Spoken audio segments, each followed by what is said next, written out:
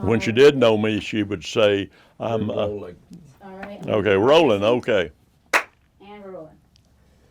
This is Joe Galloway conducting an oral history interview with Robert Babcock on February 26, 2020 at 1:30 p.m. We are located at the Atlanta History Center in Atlanta, Georgia. Sir, before we begin, could you please state and spell your first and last name for the transcriber? It is Robert Babcock, B-A-B, as in boy, C-O-C-K. Thank you. Before we talk about your time in Vietnam, I'd like to get some biographic information. When and where were you born?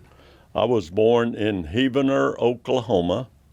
That is spelled heaven with an E-R on it. I was born August 30th, 1943. Who were your family members? I had three brothers. My mother and dad was Herman and Dorothy Babcock. She was a homemaker. He was an engineer on the Kansas City Southern Railroad. Wow. I have two older brothers, Jim and Bill, and a younger brother, Joe. And you grew up in that town of Heathen? I was born in that house, lived there until I went off to college in 1961. That'll classify as a hometown. Amen, brother. How'd you come to enter the military? I gather it wasn't voluntary. Yes, sir, it was. It was? It was. I went to college in Pittsburgh, Kansas, what was then called Kansas State College. Now it's called Pittsburgh State University. I went up on a football scholarship, found out I wasn't good enough to play college football, and but I was good at ROTC. It was required for 2 years at that time, so I signed up for advanced ROTC and got my commission, graduated third in my class. Could have any branch I wanted, and I chose infantry. You chose infantry. I was pretty stupid back then, wasn't I? Back then, Vietnam. Gung-ho, anyway. That's right. Back then, Vietnam was where we had some advisors. What year was your graduation? 1965, so you hadn't gone yet. They had alerted you, but when I was going through and I made my decision in 64 picking a branch, and we had some NCOs who had been advisors in Vietnam, but Vietnam, we're still trying to figure out where was it on the map. Yeah. A month after I graduated and was commissioned, that's when President Johnson came on and said, "Today I have ordered the Air Mobile Division to Vietnam." Yeah, that's exactly right. But I was already there. That's what I understand. Yeah. You caught them up after. And when I got to Fort Benning in the first week of August of 65, there were signs, or there was things in the newspaper saying, "Do not use the laundromats because the first cav is dyeing their underwear, and so you're going to ruin your clothes." Yeah, you'll all turn green, OD green. That's right. That's right. So we stayed away from that. And once again, I said, I'm in the 4th Division. We're going to guard the Great Northwest, and we will never go to Vietnam because they're not going to send that many people over there. Yes, Lieutenant, do you have your map and compass? That's right. Yes, sir.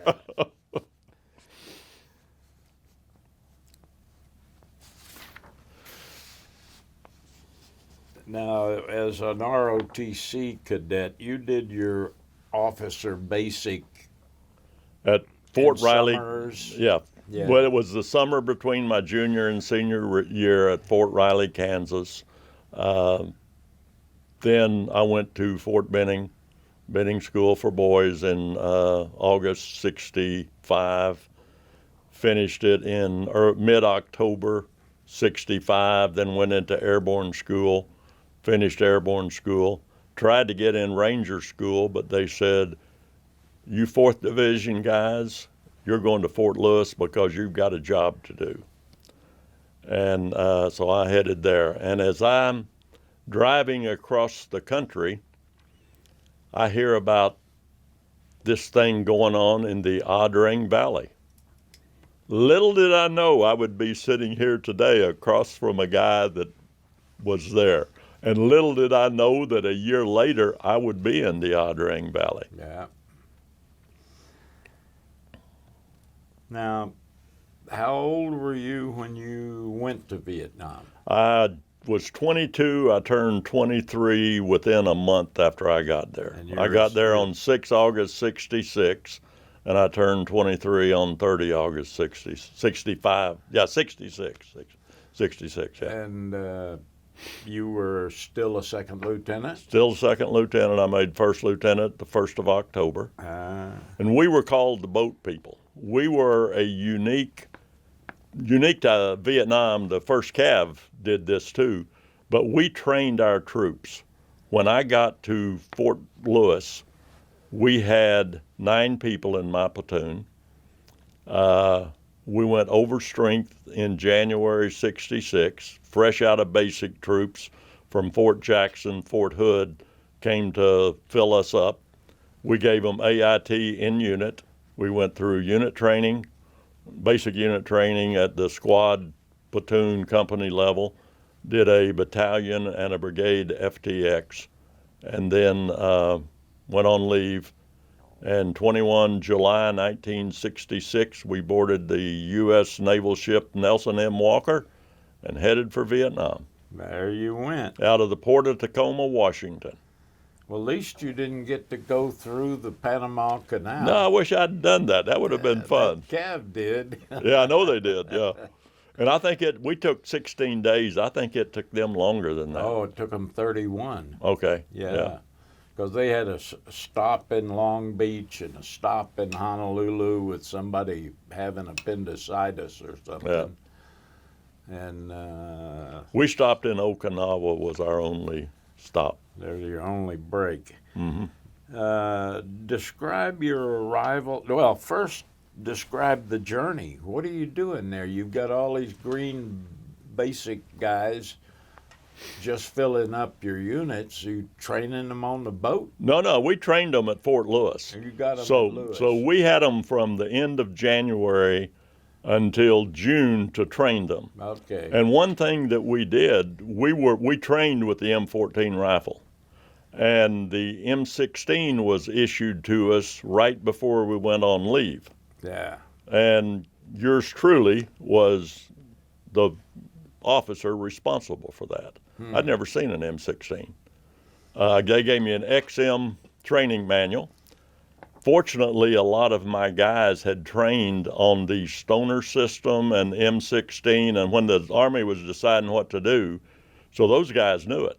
So being a good lieutenant, I said, you, and you're going to teach this part, you're going to teach that part, and you're going to teach that part. So I was starting to teach my leaders quickly. Yeah. Describe your arrival in Vietnam, month, year, and location. Okay. We landed on 6 August 1966. I like to point out that was exactly 22 years and 2 months from when the 4th Division landed on Utah Beach on D-Day in World War II. I'm a historian. I love trivia like that. But the boat pulled up. They pulled up some kind of a landing craft that you could probably put a company at a time on. What port? Quin Yon. Quin Yon. Quin where Yon. the Cav landed. Yep. And they pulled us in, and we got on. First thing I remember, it was hot and it stinks. And they put us on buses, and the first thing I noticed there was that they got chicken wire over it. Why they have chicken wire? Well, I knew why they had chicken wire, so. Yeah. But it was Keep the grenades and the big flies out. That's right. Yeah. Amen, brother. Amen. Do I have this turned off? No. But anyway, What were your initial duties? Were you leading a platoon? yeah, I was 3rd Platoon leader, Bravo Company, 1st Battalion, 22nd Infantry. 2nd Brigade of the 4th Division. 4th Division. Let me go back and talk a bit about that first day. We were taken out to an air base. We still had no ammunition. They did not issue ammunition on the ship. So I'm sitting there with an empty rifle on a bus with chicken wire over the windows, saying this is not what I expected. So we got to the air base, and they was issuing us 2 boxes of ammo, 40 rounds. And Generous of them. very generous of them. And for the first time in history, soldiers got through a line and got to the end of the line and went through it again. So we just kept going. And we picked up as much shots, they wouldn't that's right. have done that. We picked up as much as we could. So I went to we were flying to Pleiku, C-130, and my view was, having gone through airborne school and jumped from a C-130, we had 66 in the 2 sticks that jumped. But I said, okay, we'll get 50 on here because we got so many people. So much stuff.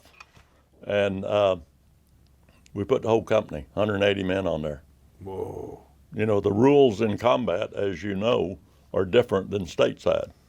So I was standing up on the back ramp when they raised the ramp. We took off. We flew across. The company commander got up in the cockpit with the pilots. And as he jumped off the plane and I saw him, his eyes were about that big around. He said, "Bob, you're not going to believe this." I said, "What's that?" I saw airstrike going in. They were dropping real napalm. They weren't practicing like they did at Fort Lewis. So we got a real interesting thing. So when we got there, we loaded on engineered dump trucks at the Pleiku Air Force Base and drove down to what later became Camaraderie south of Pleiku. Now, you did the whole tour as a platoon leader? Or? No, I did the first half as a platoon leader, but I stayed with the company and became executive officer the last half. Okay, because I didn't understand. There's something about your flying duties. No, I didn't fly. I didn't think so. I flew in a helicopter, and I flew in some C-130s and 123 and stuff like that, but no, I didn't fly. What were living conditions like? When we got there, I don't know if you ever made it to Camaraderie after it was built up and became the 4th Division headquarters, did you? This is Pleiku? Pleiku, yeah, south of Pleiku. And we got there 6 August 66. When we got there, there were a couple of GP medium tents the advance party had set up, and there was jungle and woods. And our job, along with the 4th Engineer Battalion, was to clear it. If people came in there, in fact, I have a picture of it from Christmas time when we came back in, and it's a prairie.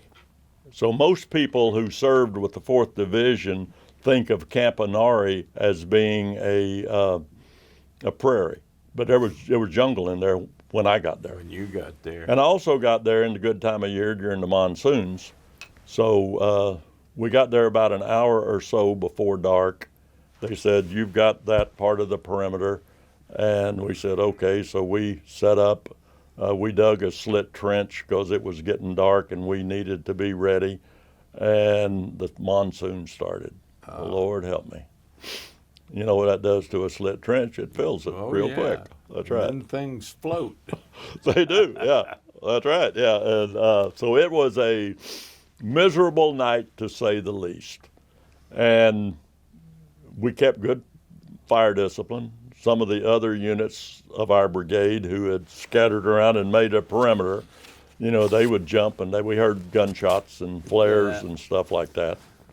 Enemy bushes moving. That's right. Yeah. Well, one thing they told us when we got there, and it's probably just to scare us, which they did, was somebody who had been around a while. That their fatigues weren't still green; they were muddy looking, and they said the first cav had a patrol out, and just across that mountain over there, which was about 2 clicks away, they saw a battalion of NVA. And we said, oh, Lordy, Lordy, Lordy, Lordy.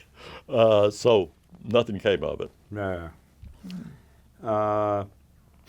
Describe your friendships with and your impressions of your fellow soldiers, officers, NCOs, and the troops you were leading.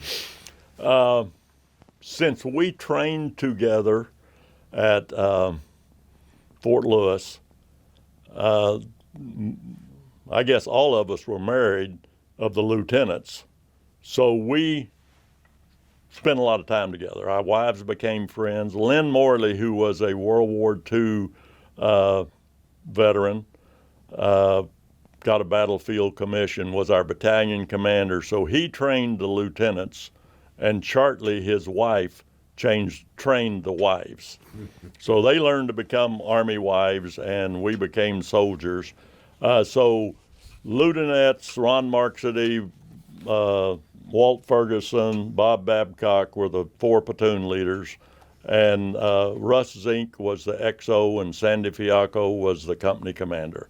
The 6 of us are still friends, except Ferguson got killed in a car wreck back in about 2000, and but the rest of us still talk to each other. There. We're still hanging in there. And then as far as the NCOs, we did not have many NCOs. We had my platoon sergeant who had run my platoon for 6 months before I got there. He was a Korean War POW at age 17, spent 27 months in a POW camp in North Korea. When I walked in, he told me, he said, "Sir, there's a reason they call me a senior NCO and you a junior officer.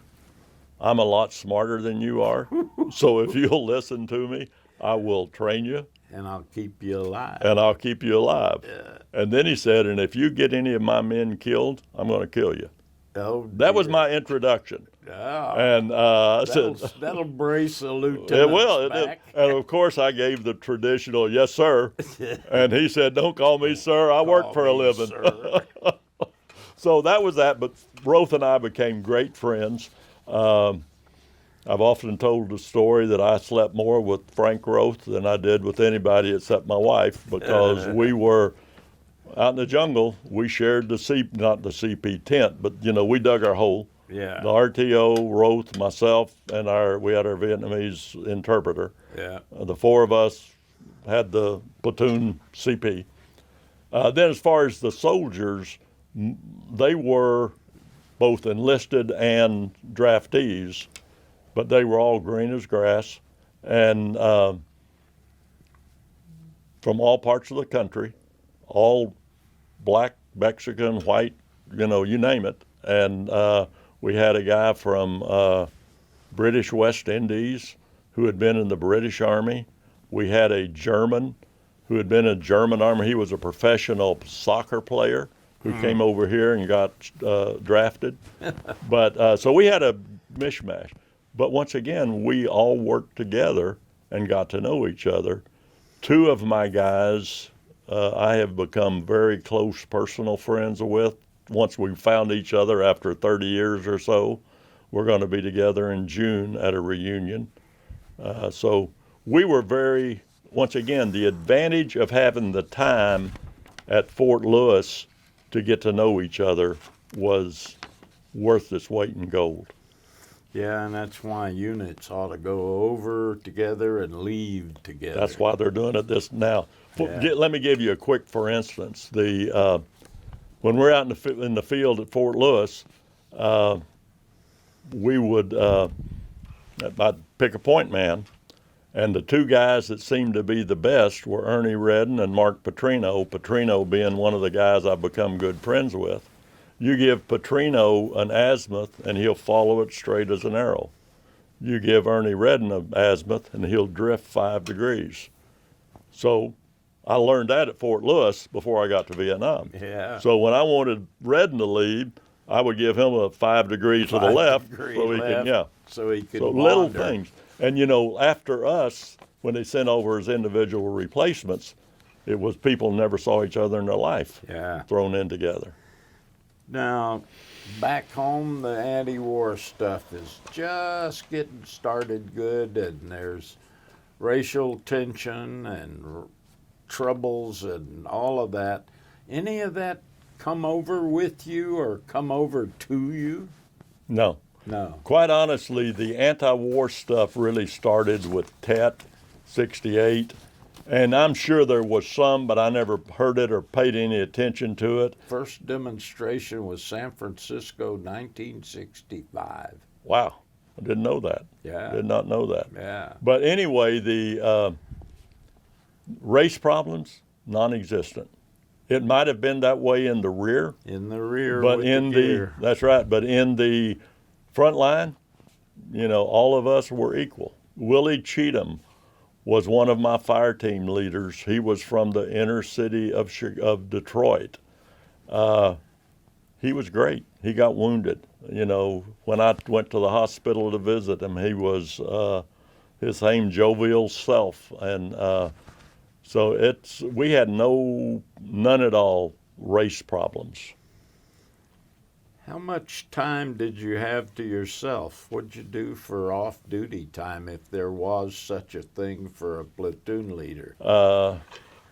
I have been known to say I don't understand that question. Off duty, recreation? No, I don't. I've never had any of that. No, it's truly we were in the field all the time, and I had no personal time. Yeah. And quite honestly, didn't need it. We have a mission. When you're a 23-year-old lieutenant, this is the most important job I ever have in my life. I'm responsible for the mission. I'm responsible for the life of my men.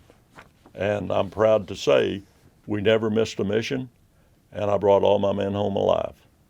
I know I'm very lucky. I think God up on top was looking out for us. But What was you started with 9 men, and we started with filled 9 up. men. We filled up the platoon. My strength, authorized strength, was 43. Did you ever get there? We left Fort Lewis with 43, I think. And then you add the attachments, you'll get you get an FO for forward observer from the 81 mortars. You would get some engineers that came in, a squad of engineers attached to the company. You get some medics that came in from headquarters company. But if we could field 100 to 120 men out of the 180 that we had, we were in good shape. There were times we get down to 80.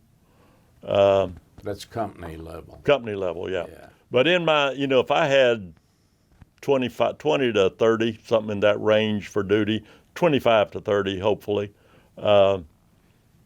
because you got R&R, somebody gets hurt, we got malaria to deal with. So we were never full strength. Any of the holidays stand out in your mind during your tour? Thanksgiving, Christmas? I can tell some stories about them. Christmas was, we'd been pulled in out of the field. They called the war off for Christmas. Oh, one of those truces? Yeah, one of those truces. The NVA don't believe in truces, but they sign up for them. But anyway, so we came in Christmas 1966, Christmas Six. 66. And we had, we were back, and that's when I turned over my platoon to my replacement, and I moved to XO. So I spent, first off, Christmas morning, we were issued our combat infantryman's badge. We had never been back to the rear to be able to have a ceremony, so on Christmas Day, we had a company formation and we were issued the CIB. Then I got a platoon picture taken with my old Instamatic 104 camera, which I cherish that very much. And the afternoon, my replacement and I got in a Jeep and sort of drove around the base camp. By then the monsoons were over and the roads were passable. And just to kill time, I was telling him about all the people. For instance, my radio operator was a conscientious objector. And I suggested to him, I said, Roy, if you don't want him, I'll take him with me to the XO. But I'll tell you, he's the best there is. And I'll tell you a story later about that when we get towards that part of the tour. But he was, Roy, my replacement, said, hey, you say he's good, I'll take him. And I'll go ahead and tell you that story. About 3 months later, Roy got wounded. Backing up, I guess, to get it into perspective, Stanley Cameron, my RTO, was the best rifleman we had in the company. I had him as an automatic rifleman. He went home on leave before we went to Vietnam, and his mama said, your religion says that you shouldn't be carrying a rifle and you don't need to go to Vietnam. So he came back from leave, and when we picked up our weapons at the arms route to get on the boat, he said, sir, I refuse to take a weapon because I'm a conscientious objector. And I said, Stanley, take your damn weapon. And he didn't. So I signed for it and gave it to somebody else. We got ready to get on the boat. You know, they do it in alphabetical order. I'm Babcock, he's Cameron. So they signed me in, and I stand there, and he gets up there and says, I refuse to board this ship because I'm a conscientious objector. And I said, Cameron, get your ass on the boat. And he did. Everybody ostracized him except for one of his buddies. He happened to be married, and his buddy was married, so they piled out at Fort Lewis. He tried to make some sense into him. We got to Vietnam. Nobody wanted to have anything to do with him. I got a congressional investigation from Bobby Kennedy. He was from New York, is where Stan was from. So I got to respond to that. And we went on our first patrol, and his squad leader said, what are we going to do with Cameron? I said, he's an automatic rifleman. Take him with you. We went, and he didn't have a weapon. I said, dang, this is crazy. I thought surely once he got ready, we're going to go outside we didn't have any wire yet then. We were going outside the perimeter. So he went around for about 2 weeks. His squad's morale was gone. Nobody wanted to do anything with him. And my RTO that I had picked up was no good. So I said, okay, Cameron, you're going to be my RTO. And he said, okay, but I won't call artillery on anybody. So that's not your job, that's my job. All you got to do is hand me the handset. Yes, sir. And we did. So we were down in Tuiwa in September, and we ran into a sniper, and I jumped behind a rock over here, and he jumped behind a rock over there, and I said, Cameron, fire mission. He got his radio and said, fire mission. He knew I wasn't coming to him, and he didn't want to come to me, so he did that. But honestly, the guy was sincere. He was the most observant. He had grown up in the woods in upstate New York. He was, the whole company passed a spot. We were working drag that day, and Cameron said, sir, look at that. He found about 20 82 millimeter mortar rounds in a hole. Everybody else would walk by him, hadn't missed them. He caught them. Good guy. So anyway, when Lieutenant Dean got wounded in early March, 67, Cameron took over the platoon and was talking to the company commander and giving orders and all that kind of stuff. And as they worked their way back to the fire base, I moved out to meet him, and he had Roy Dean's rifle with him. And first thing he did when he saw me, he said, here, sir, I don't need this. And I've often wondered if they'd hit anything between where they had the action and there, would he have used it? Sadly, in 1982, he had a brain aneurysm and dropped dead one morning. Sad deal. I'd met his wife, and he had twin boys. I've since lost track of them, but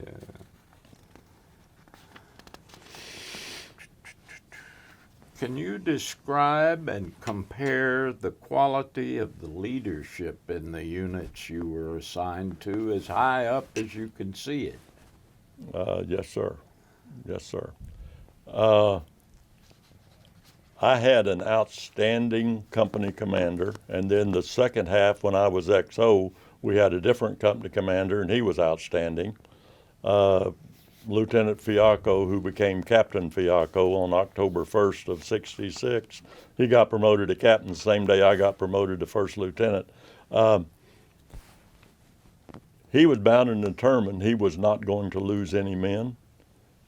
And we always stopped early enough to dig in properly. We listened to the dog when we were working with a dog. If the dog alerted, we checked it out. We fired artillery, and we softened stuff up before we went places. So we were cautious, but we got our job done. We had another company, which will go unnamed, in our battalion, who had over half their men killed or wounded just by stumbling along.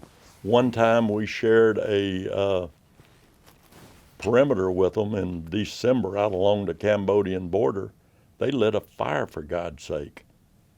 And this guy he outranks my company commander, but at that point we said, get rid of the fire. And we were ready to go over and put it out ourselves. I mean, it's ridiculous. So within my company, we had one lieutenant who was not as strong as the other, myself and the other rifle platoon leader were, but we were smart enough, and was he, that we kind of left him in the middle or at the back.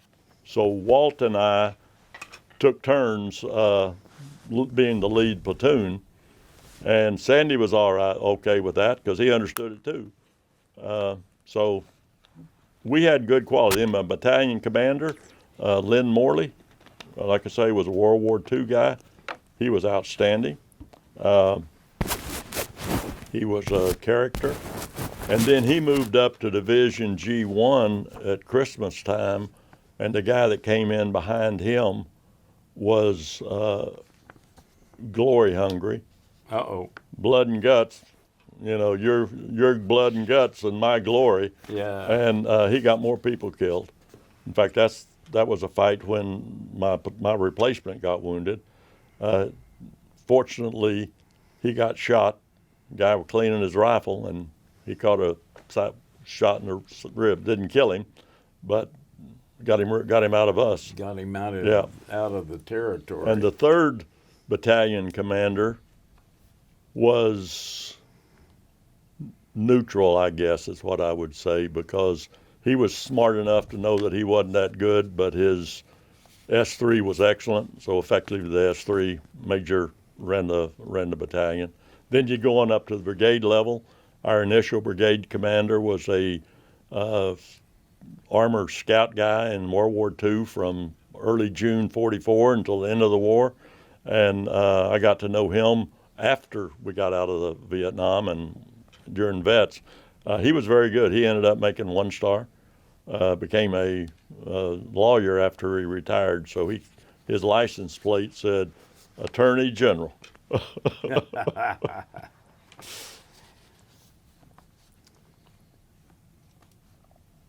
You describe for us significant actions that you participated in, named operations, that Yeah. sort of thing. Okay, we were in Operation Paul Revere 4, which started in 1st, 2nd, 3rd of November. We got into it, our company got into it on 3rd of November. Let me back up, because named operations, we first went to Tuiwa at the end of August, just our battalion. We were working for Emerson, Colonel Emerson with the 101st Airborne. Gunfighter.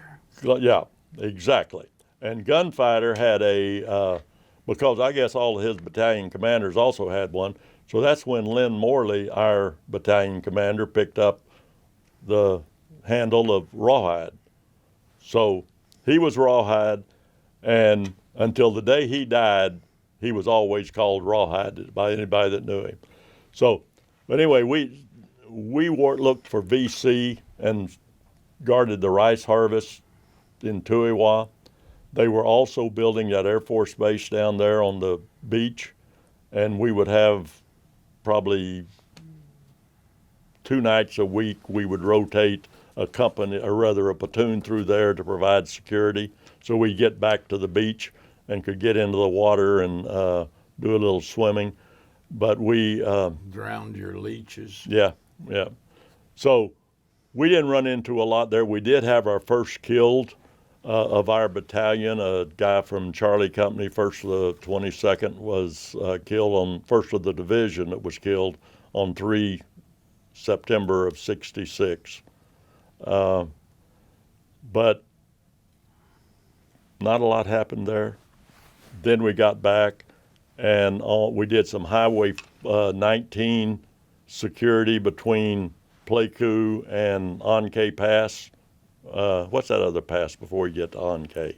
I'm drawing a blank on it. Mangyang Pass, yeah. So we worked up there. So we worked as a task force. We had 169 Armor Company from there, 110 Cav had a unit from there, and 122 Infantry. So we split a platoon, a platoon, and a platoon. It was great to work with tanks and APCs. Oh, made you sleep better. Yeah. Made you sleep a lot better. We did that for about a month.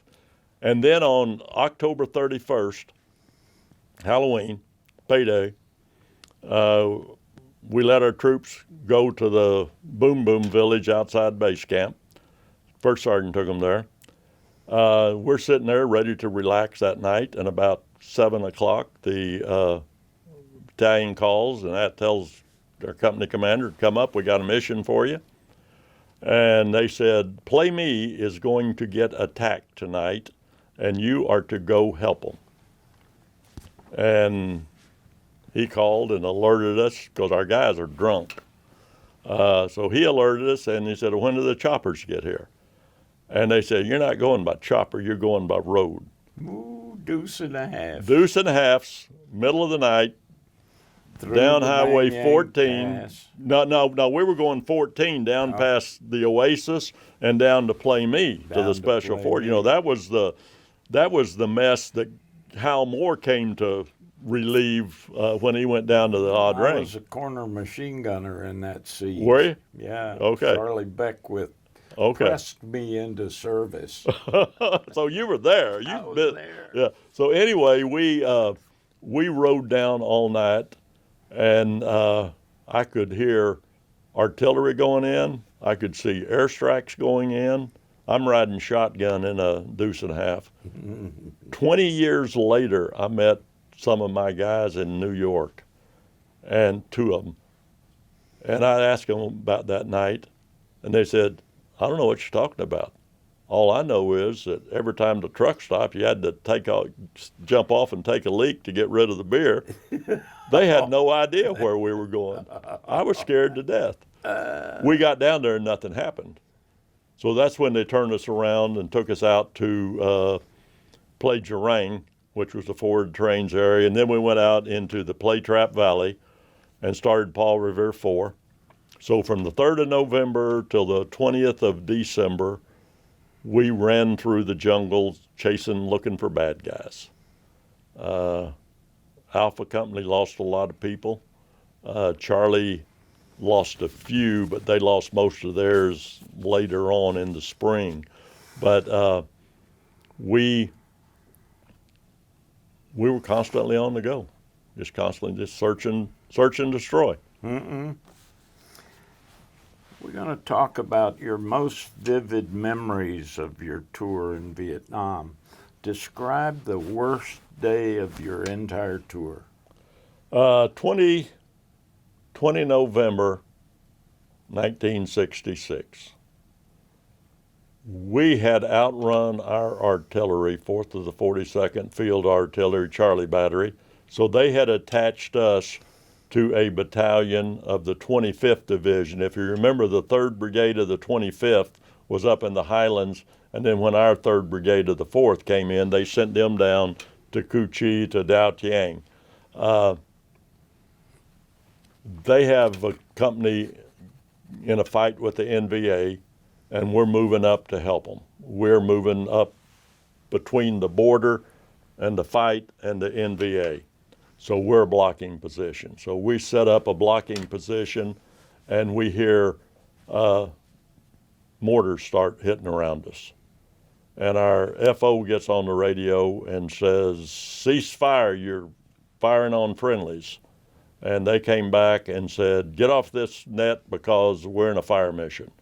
And the next 4 deuce round hitting the trees above the 2nd platoon. Oh. I jumped up and headed over that way. Well, I heard medic, so I grabbed my medic, who was cowering in a hole because we'd already dug in, and he followed me. He was a good guy. I was cowering in the hole also until they told me to come.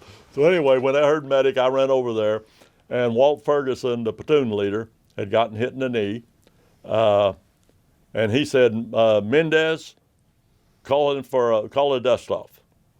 And we looked over, and Mendez was laying there on the ground. So I ran over there, and David Mendez caught one piece of shrapnel right through the heart. Never knew what hit him. They had 10 wounded. The Sergeant Reynolds, the commo sergeant in headquarters unit, had a sucking chest wound. I don't remember what all the other wounds were. The only KIA was Mendez. And it's starting to get dark now. They had brought in a chopper that hovered and dropped down a basket for Reynolds, the sucking chest wound, and winched him out. So we started they started dropping chainsaws, and of course you drop a chainsaw, it gets broken, so that was a waste of stuff. We had engineers with us that had det cord and C4, so we started blowing down trees. There was nowhere near a landing zone. So we spent 2-3 hours blowing down trees so we could get a chopper in to hover. So they came in and had to have their lights on because it's dark by now, and you could hear them hitting branches as they come in. So we put one at a time, and they took them and came back. I was one of the tall guys, so I'm out there in the floodlight helping get a stretcher on. And then it made you hit it that, you know what? Mendez is baggage. There's nothing I can do for him. So he's the last thing out. So we took him to get him away from the platoon, his own platoon. He was a great guy. We moved him over and wrapped him in a poncho, and he's on top of my bunker. And that's what really hit me, that says, you know what? This is war. This is, I remember that every day. 20th of November of 1986 is when I started writing my book about my experiences in Vietnam. Anyway, that's my worst. I'd love to find that chopper pilot that came in. That guy was fabulous. And I'm sure if I got to VHPA, they got a record somewhere on that. They got it somewhere. I've just never found it, and I've got to find that before I die. I mean, I need to find it. Tell us about your best day of the whole tour. My best day in the whole tour, that's hard to think about. Going home was nice, but I knew I was going to do that. My best day in the whole tour.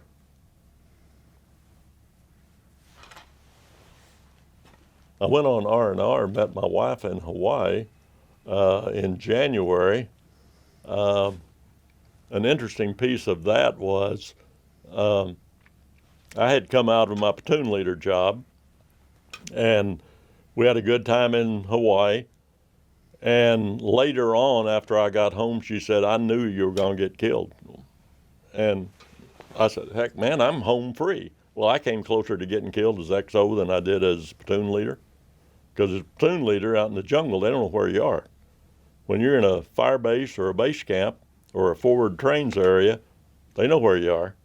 And one night, it was in February of 1967, I took three mortar rounds on my bunker, You know, that'll rattle your teeth when a mortar will. round lands on a bunker.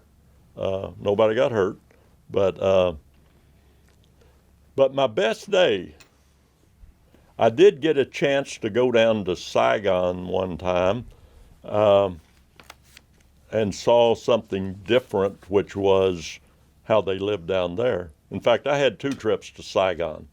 In October, they picked 2 lieutenants from our battalion to go down to the Kuchi to the Lightning Ambush Academy, 25th Division. So we went through 3 or 4 days of Ambush Academy, and we got back to Saigon and couldn't find a ride out. So we went to the Brinks Officers Club, and we go upstairs. I said, this is going to be nice to have something to eat. And we walked up. We're the only ones in jungle fatigues. Everybody else is in civilian clothes or khaki. And we have our M16s, and they said, you can't bring that in here. I said, what do you mean you can't bring this in here? They said, no, go across the street, there's an arms room. So we went over there, and we could sit up there on top of the Brinks Officers Club. I'm sure you've probably been there. Been there. And you look out and you see the war going on. You Yeah. see flares, you see gunships coming in. It was really, you know, it's off in the distance. You know, you feel very safe. See it better from Yeah. the rooftop of the caravel. Yeah. And then there was a Philippine band there, you know, singing American music. And it was kind of, you know, holy crap. And this other lieutenant, who was a West Point class of 65 guy, said, I'm not comfortable here. And I said, I'm not comfortable here. So the next morning, we got on a chopper and we headed back, and we were a lot more comfortable around a bunch of infantrymen loaded for bear than we were there. In January, I went down to pay at the 3rd Evac, and that 3rd Evac and that one in Saigon, I think, or Yeah. 6th Evac, whatever it was. One of 'em. One of them, we went down to pay the troops, and our weapons platoon leader had moved from the infantry to his military intelligence deal, so I spent a night with him, and they're in a villa. I was so damned uncomfortable not being around a bunch of armed troops. And these guys, that was the way. And then they took us down to a French restaurant, and a guy that I'd gone to college with, and that my wife was a sorority sister with his wife, I ran into, and he knew every girl and everything going on there. I said, this is a different war than the one I'm fighting. Yep. And It always was. it was, yeah. In fact, he was wearing MP brass. I said, what are you doing with the MP brass on? He said, when you're in military intelligence, you can wear any brass you want to. So I would guess those are positive memories, but as far as a good day, I think any day that you make it through was a good day. They're good days. Yeah. How much, if any, contact did you have with our allies, the Koreans, the Filipinos, New Zealanders, Thais? Yeah. The only people we dealt with was down at Tuiwa, that first month we were there, the Korean White Horse Division had just come in, and they were training, and they were kind of almost teaming up with us. This captain, Korean captain, acted subservient to me. I was second lieutenant still then. I didn't make first lieutenant until the 1st of October. So, I mean, he was saying yes, sir, to me, which was strange, but they were good. The Koreans, Sergeant Roth, my platoon sergeant, was very negative on the South Koreans from his experience during the Korean During bug the out. war, but Yeah, they had changed. They had changed, and I'll tell you how they changed. We had a couple of NCOs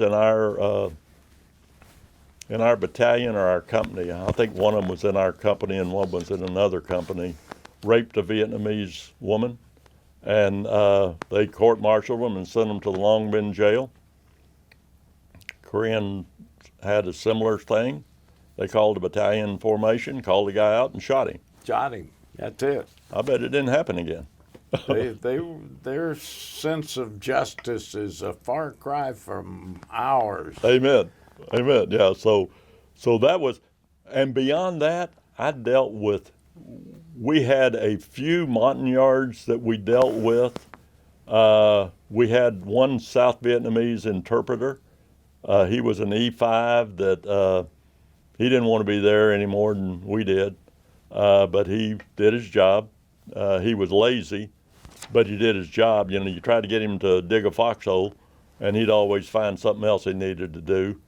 So finally, Sergeant Roth told him, he said, you know, we get hit, your butt's not going to be in this foxhole. You're going to be up on top of the ground. So Roth and I just took it upon ourselves to make him dig. Shape I him dug. up. Yeah. Shape him up. But we didn't see anybody else. We didn't deal with South Vietnamese troops. We didn't deal with Australians or anybody else. Now, what were your impressions of the Vietnamese people that you did have anything to do with? Villagers, townspeople, Didn't have any. steam job parlors? Didn't have. Seriously, we had.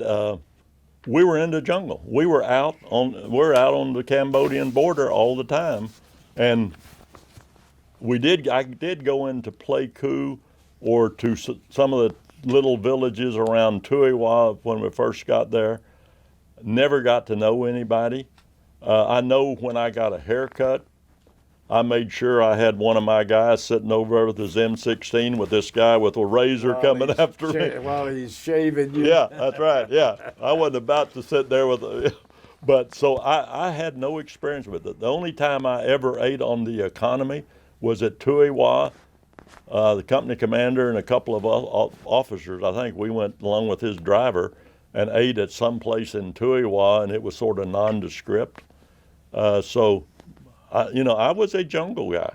And when I wasn't in the jungle, I was in a fire base, a forward trains area, or camaraderie, the base camp. Yeah. How much contact did you have with your family back home? I got a letter from my mother every day.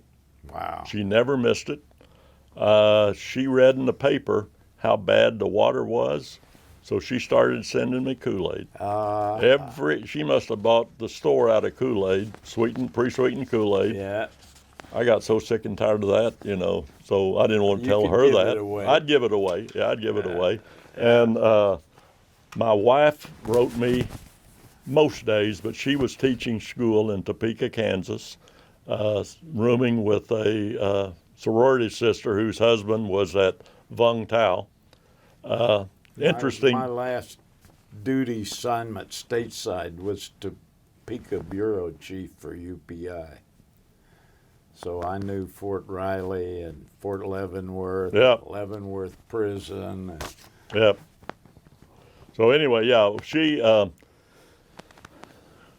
I'm out, it's Christmas time. So my wife, I said, what are you going to get your wife for Christmas? Well, where's the PX? Well, there ain't no PX. So I sent her a Christmas card. I ordered something, I think, out of the APHIS catalog.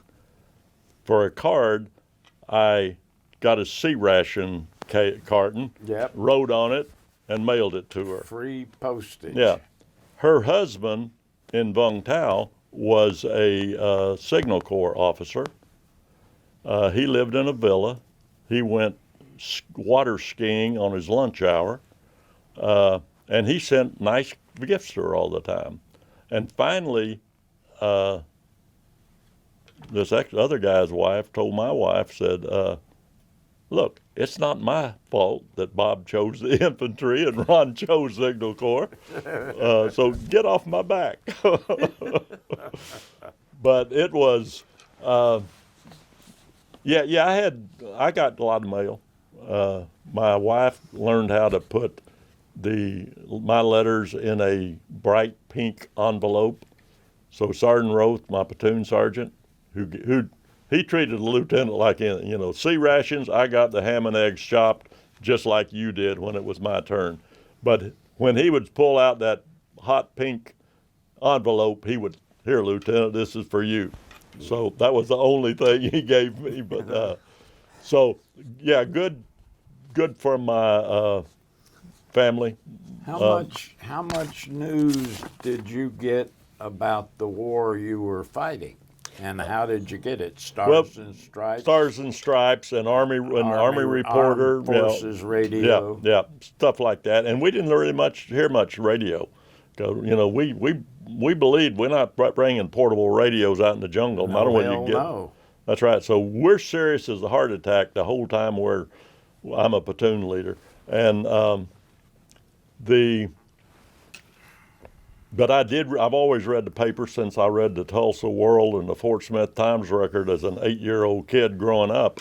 And so I would read, they would throw it in the mail sack, they'd throw some newspapers, and I'd always read that. An interesting sidelight that just struck me, Super Bowl I, Kansas City and Green Bay. I'm a Kansas City fan because I went to college in Kansas and I love the Chiefs. I saw Trump moved the team to Kansas. You ought to be celebrating. Hunt did. No. Trump. Oh, Trump did. Oh, yeah, that's right. Yeah, that's right. I forgot. Yeah, I was in that stadium the day that it opened. Lamar Hunt was down on the field. He crossed. I had my binoculars, and he crossed his leg. And I looked at the bottom of his foot. He had a hole in the bottom of his foot. I said, millionaires can wear out their shoes. But anyway, I saw Super Bowl I in April 1967. That was the first time I could get to a television to see it. And the fact it was just now, it struck me, and I've said that to a lot of people around the Super Bowl this time. I said, guess when I saw Super Bowl I, the last time they were in it? Well, no, they were in Super Bowl III, but I was a Chiefs fan. Still am. When did you finish your tour and head home? I finished my tour early July, and I can't remember for the life of me exactly. It was around the 5th or 6th. Remember, we went over as July 67. July 67, yeah. We went over as a unit, and because they didn't want everybody to go home at once, they started giving 45-day or 30-day drops to people. Well, I was scheduled to ETS when I got home because my time was up. You were up. I was up. When I got to Oakland, they processed me out of the Army. So naturally, they weren't going to send me home early. And I'm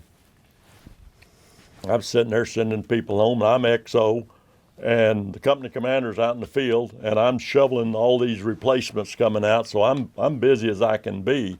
And I knew somebody up at headquarters or brigade or somewhere, I forget where it was, that I said, hey, if any slot to go home opens up, give it to me. I'm it. So I got the word about a day before I went. I came home, and the supply clerk was still there, and I'd known him since Fort Lewis. And as XO, of course, I worked with the supply clerk all the time. And he said, Lieutenant, you got to turn your rifle in tonight. I said, let me tell you what, Wayne. I have slept with this rifle every night since I got here, and tonight's going to be no exception. So you can either get up at 5 o'clock when I catch the truck to Pleiku Air Force Base, and come get that rifle, or I'll leave it on my bunk, and you can pick it up. And I left it on my bunk and never got a statement of charges, so he must have gotten it. He must have got it. And another thing, though, one of my regrets is I left my jungle boots by the side of my cot. I'd give my right arm to have those. Those were the most beat up, most comfortable things I ever wore on my feet. They were ugly. They should have been bronzed, and I was so stupid to leave them. You left them. I left them, yeah. How was the trip back? The trip back, commercial flight? okay, yeah, we came back. C-141 came into Pleiku with a bunch of fresh loaded troops in khakis. They get off. No, I think they were in fatigues. We were in khakis, and because they had changed them, I guess, back in the States into fatigues. So they flew direct into Pleiku. And they got off, and being typical Army, we were giving them the raspberries and all that.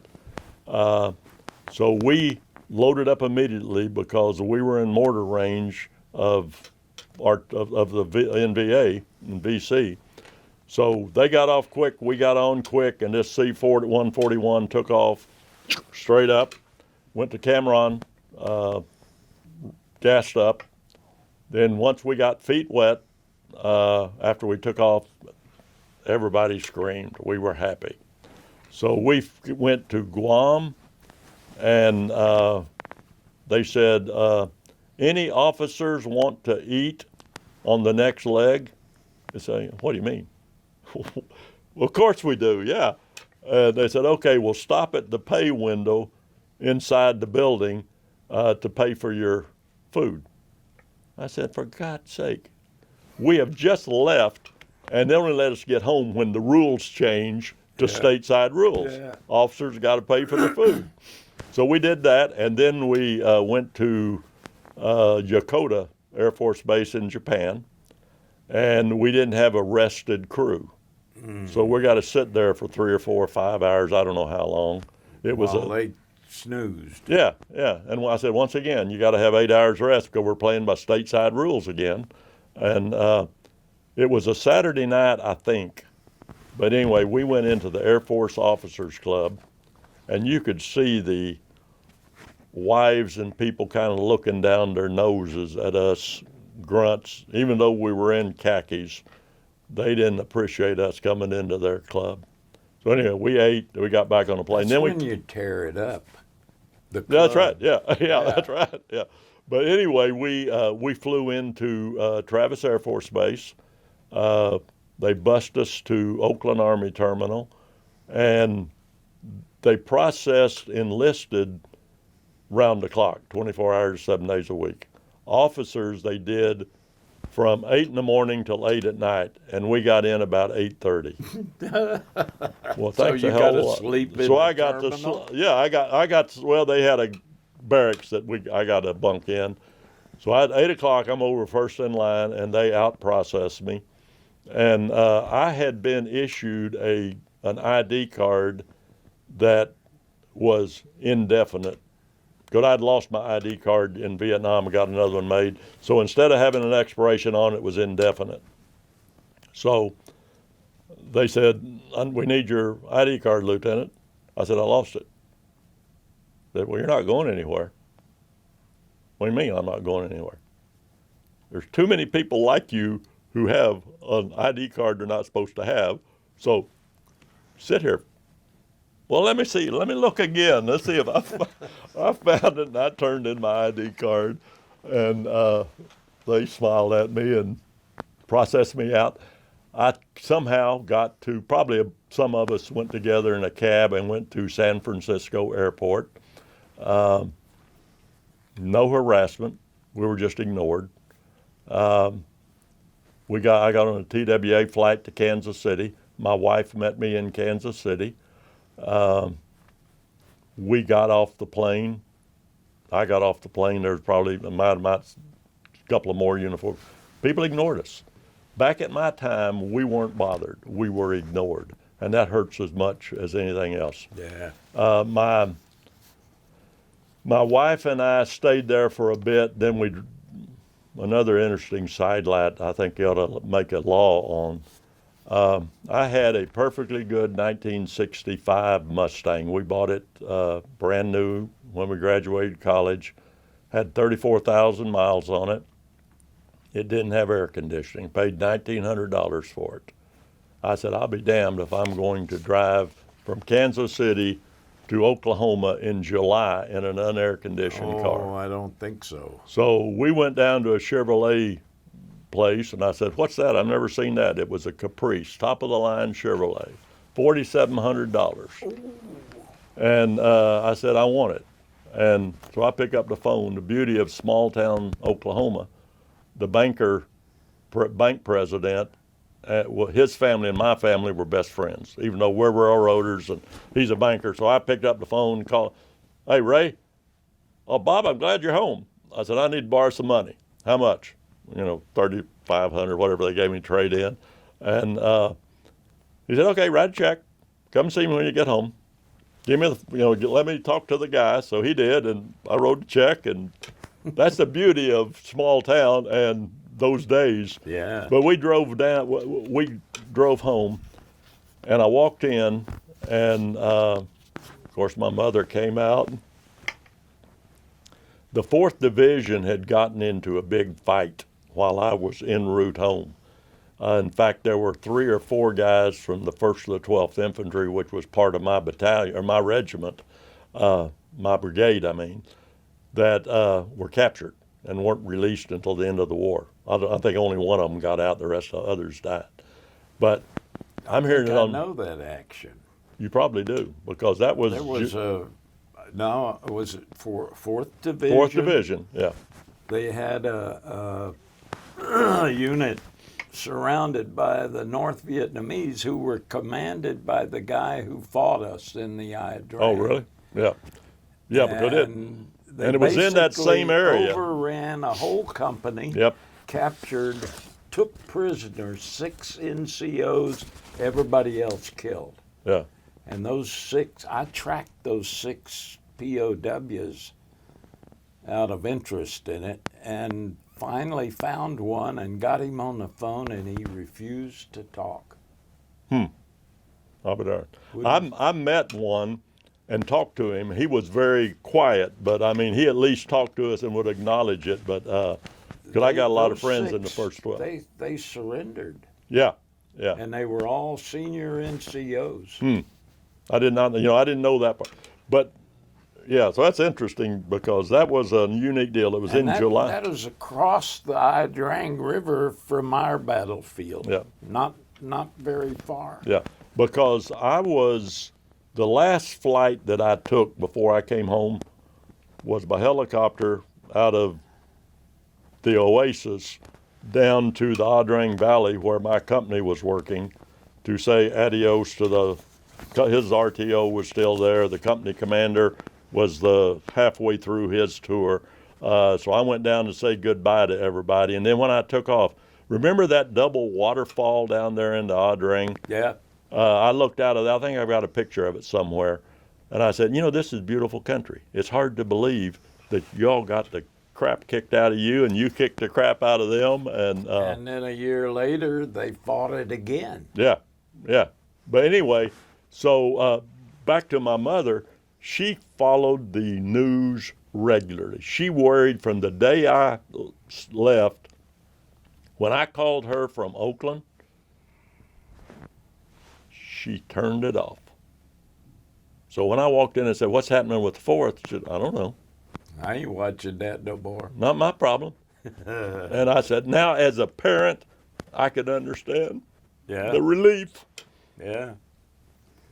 The other thing about my coming home, I went downtown, small town Oklahoma. I lived there all my life. I was valedictorian in my class, captain of the football team, so everybody knew me. Walked down and said, "Hey, Bobby, I hadn't seen you in a while. Where you been?" "Vietnam." "Oh." Not kiss my foot, not welcome home, not anything. "Sure is hot today." Screw you folks. Before I went, we had 3 or 4 of us that had grown up together. One had just come back from the 1st Marine contingent that went in to Vietnam. He was on our football team. I was there getting ready to go to Vietnam, and another guy was heading to OCS. Well, that was the last time I saw him because he got killed in April of '68 during Tet. Earned a Silver Star, but you don't want a Silver Star if you gotta get killed. What'd you do after your separation from the Army and the completion of your combat tour? I came home, and if you could walk and chew gum and wasn't classified 1A, you could get a job. So every job that I applied for, I was offered a job. One of my first ones, my degree is in accounting. I hate accounting. I've never been an accountant. Don't ever want to be an accountant. Why'd you take a degree in it? They told me I was good at it because basically what I majored in college was ROTC. I mean, I was 3rd in my class, and I made decent grades. I mean, I wasn't an A student, but I made decent grades. but I didn't really have anything. Well, so anyway, I said, okay, Hallmark's going to give me a job in their accounting department, and I'm having a hard time. I said, I've been out chasing bad guys in the jungle of Vietnam, and I am going to account for greeting cards? I can't close that loop. I got leadership responsibility for the lives of these guys, and I'm going to account for greeting cards? So I turned it down. And I went to work for Phillips Petroleum. At least oil, you know, you can get dirty with it. I worked in the accounts receivable department for them for a year. And then I went to work for IBM, spent 34 years. Pat Payne, who was with you, you know, he was a guy I worked with. I never worked for him, but I worked around him before he went off to waste management. Waste management, yeah. But so I spent 34 years at IBM. Pretty cool. One of Hal Moore's sons, Colonel Steve Moore. Steve Moore was IBM for after he left the Army for 15, 20 years, I guess. Yeah. So yeah, after I graduated, after I left IBM, like I was telling you outside here, I went to work for the Veterans History Project, created a nonprofit called Americans Remembered, and preserved stories mostly of World War II guys.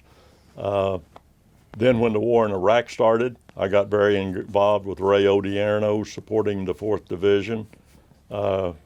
He gave me a Commander's Award for Public Service when they came home in 2004. One of the things I'm proudest of anything I ever got other than my CIB. So I've stayed very active with the Army. Then I started my own publishing company, and I've been a publisher for 15 years. Ray hired me to write the history of the first year in Iraq, and I did that. I had a $2 billion piece of IBM when I retired, so, and I made my quota, so. Rolling. Okay. Did you have any difficulty adjusting to civilian life after the Army, after Vietnam? I never did that I recall. Probably should ask your wife. Well, that's right. I should. And interestingly, after 16 years of marriage, my first wife and I got a divorce, and that would have been in 1980 or so. Then when I married Jan, we've been married 38, 39 years coming up in July. She knew nothing about Vietnam, so she's younger than I am by 9 years. And she's done a good job of saying, you've got survivor's guilt. Because when you get into the mess you got into, and lots of other people got into the mess they got into, I say, why not me? And I attribute it to we were well trained, not that your guys weren't. You just got thrown into, anybody gets thrown into the crap you got thrown into. But I think in a search and destroy deal like we did so much, I think the NVA said, I can see these companies out here that are not very good, and I see this one that is very good, and I think I'll hit these guys. So I think that's part of it. And and we were good. We were very good. Sandy Fiacco trained us well and led us well, and Buck Ader, who came in behind him, was equally as good. But then I also think what makes me at ease with it, I said, I think God gave me enough to know what it's like where I can identify with so many people who have a story to tell, and they need somebody like me who will encourage them to get their story told like we're doing here, to get it written down, to be able to talk to them and totally let it down. So I have been president of the National 4th Infantry Division for 8 years, the 22nd Infantry Regiment Society for 10 years. I have dealt with World War II guys, Vietnam guys, Iraq, Afghanistan guys, and I can get them to open up. I'll have people tell me that, you know, my husband or my son or whatever won't talk. I said, let me have them, because they'll talk to somebody that's been there. Been there. Yeah. Same thing with my dad and my uncles when they came back. Us kids pestered the hell out of them. Yeah. They'd tell you a joke or a funny story, but that's that right. was it. That's right. When I came back on my first tour in Vietnam, suddenly they would talk. Yeah. Because They're not you've gonna been there, waste done their that. time on a civilian That's who's right. never been there. That's precisely right. Yeah. And see, that's why what you all are doing here is so important. And that's why I got into the Veterans History Project. And that's why I want us to stay working together, because I'm not doing any of this anymore. I've sat like you have on the other side of the camera many a time. I probably got 200 interviews I've done. My old boss at IBM did 1,200 World War II vets. But I think that this is the decade that you and I and other with the same passion that we have need to draw out, because we are now in our 70s and 80s. There's a few of the latter guys that are probably late 60s. But for the most part, we're in our decades of the 70s and 80s. The final age. semester. Yeah, that's right. The Yeah. final, amen. And so we've got to tell these people, you're going to die, and don't take your story with you. Yeah. I'm the historian of the 4th Division Association for 25 years. I constantly get calls from Vietnam, from World War II. Do you know anything? My dad was in Europe from this date to this date. Well, what unit was he in? I don't know. Well, get his records and let me know, and I will tell you where they went. You can track them. And I've done that, because nobody knows too much about their parents or their relatives of any kind, and it's up to us to pull it out of them. Did your Vietnam experience change you, affect your life for good or for less good? I think for good. Yeah. I think very much for good. I'm very proud of it. I wear my cap that says Vietnam. I normally wear my 4th Division cap, but since I came out with my book, I'm ready to talk. You're becoming ecumenical. I'm becoming ecumenical, and that actual cap that I'm wearing today is the one that's on the cover of that book I gave you. Yeah. But I think I've often said I made more important decisions as a 23-year-old lieutenant in Vietnam than I ever made in 34 years as an IBM manager and executive. Of course. Nobody's going to get killed if I make a mistake at IBM. Yeah. If I screw up in Vietnam, it's a deep penalty. How do you think the Vietnam War is remembered in our society today? I think most people don't pay attention to it. I'm so close to it, and I surround myself with friends that are fellow Vietnam vets, but I think for the most part, people don't care. It's lost. Wars are something that, since you don't have the draft since 1971 or 2, whenever they cut it out, nobody feels like I'm a part of it. Right. So, half 1% of the country is in the military. Defending all the rest, yeah. Yeah, and so I think Vietnam to me was a great thing. I'm very proud of it. It made a better leader out of me, and I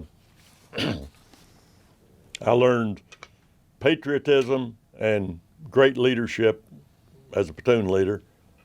As an IBMer, I learned corporate America and their way of leadership, but I always had that, what are they going to do, send me to Vietnam? I mean, if I screw up, big deal. Yeah. Have you visited the Vietnam Veterans Memorial in D.C.? Yes, sir, many times. What are your thoughts when you go Well, there? the first time I went was when the three-man statue was dedicated, 1984. And I had my wife with me. This was the first time she ever did anything, you know, my second wife. And she followed me around and never opened her mouth. She was just soaking it in. They had the hospitality suites, big deal on the three-man dedication. Then again, I was there for the nurses' dedication. Yeah, I marched in that parade. I did too. Hal Moore picked up every first cav guy in the whole thing and moved us all to the front. Good. Well, we were right behind you because I was with a nurse that from the 18th Surgical Hospital who I fell in love with because she was beautiful and she was great and she took care of my guys. Yep. And With a little red-headed nurse from the 85th evac in Queen Yan, or Nha Trang, in Nha Trang, grabbed me by the hand and grabbed Hal Moore, and she said, "Do you mind if I march with you?" yeah, but anyway, the first time we were there, we went to all these hospitality suites, and there was a guy came up to my wife, a Marine, black man, and he was talking and he grabbed her, and you could tell she was getting nervous. And then this guy walked up and was gently pulling them apart. The next day, over on the mall, when they had Proud to Be an American, Lee Greenwood was singing. They had some Medal of Honor recipients up there. This same guy was in uniform with his Medal of Honor around his neck. And I said, well, that guy's good all the time. So, but then that night after the ceremony, or that was the night before the ceremony, we were down there at 2 a.m. and there was this guy down there on panel about 12E, something like that, with his hand. And I walked up to him, I said, "Talk to me, what's it about?" He said, "That's me." He said, "Every man in my platoon was killed. I played dead, and I should have been." This was during the 9 days in May battle, when Sergeant Grandstaff, Platoon Sergeant Grandstaff, took his platoon chasing the NVA. They got ambushed, and he earned the Medal of Honor, got killed in the process, and all his men got killed, except for John Sears, who survived it. I ran into John. Chasing the NVA is always a bad idea. It is. It truly is. And, you know, and it's because during that fight, the 9 days in, I was. You get your whole platoon killed? Yeah, yeah. I agree. I told, you know, it just, come on.